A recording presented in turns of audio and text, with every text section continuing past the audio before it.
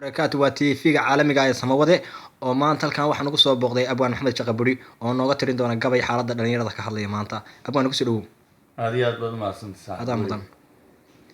newde dhalinta soomaalida saynu ognahay horta badankoodii waa rawaxeen dhalin badan oo nool baan horta anugu tacsiideynaya maanta Sax. kowdhe Sax. waxaan leeyahay Sax.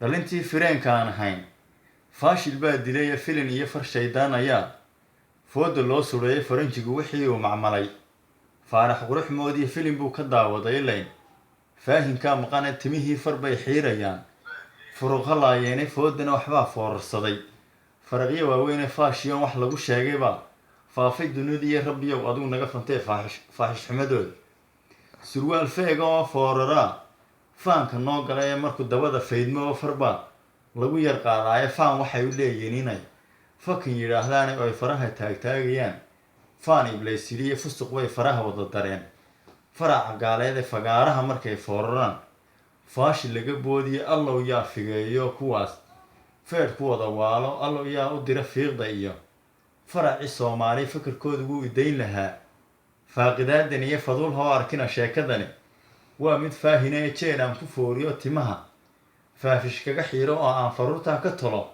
ima fahmaayaane rabbiyow nasoo kala furfuro virus baa yimi war intaas Aamin aamin aad iyo aad baa mahadsantahay. Assalaamu calaykum waraxmatullahi